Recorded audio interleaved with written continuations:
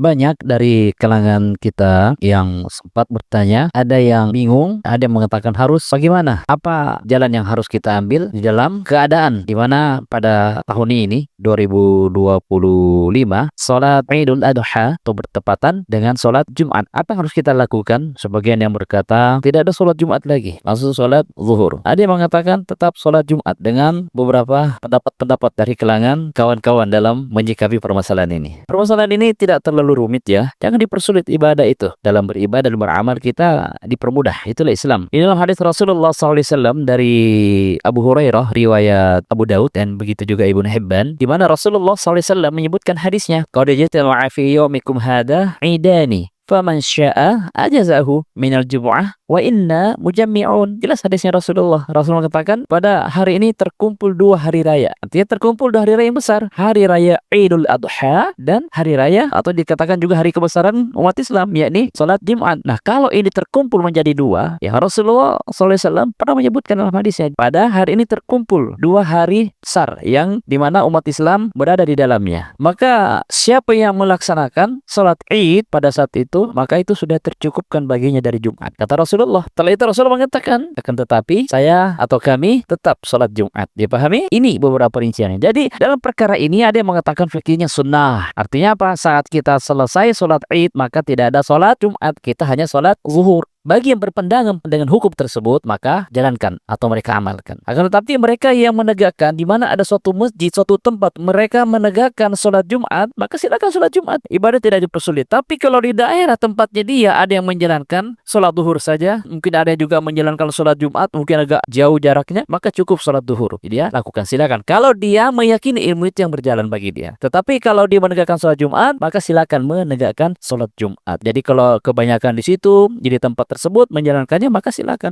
Tetapi kalau ada berpandangan dia ingin cari tempat sholat zuhur, maka itu pandangan dia. Karena sebagian para ulama mengatakan hukumnya adalah sunnah kapan ada bertemu dua hari besar Id, maka siapa menjalankan sholat Idul Adha, maka cukup baginya sholat Idul Adha tersebut. Artinya apa? Tapi kata Rasulullah, kita tidak menafikan juga. Rasulullah mengatakan, akan tetapi kami tetap menunaikan sholat Jumat. Dipahami? Konteksnya kita tidak mempersulit ibadah kita. Jika ingin sholat Jumat silakan. Kalau ada yang menegakkan, jika tidak ada yang menegakkan dan di situ tempatnya hanya sholat zuhur, maka silakan sholat zuhur. Ini yang kita pahami dalam menjalankannya, tidak mempersulit suatu ibadah. Jangan bingung, jangan pusing. Maka silakan menegakkan sholat tersebut sesuai dengan apa yang ada di tempat mereka masing-masing. Wallahu a'lam.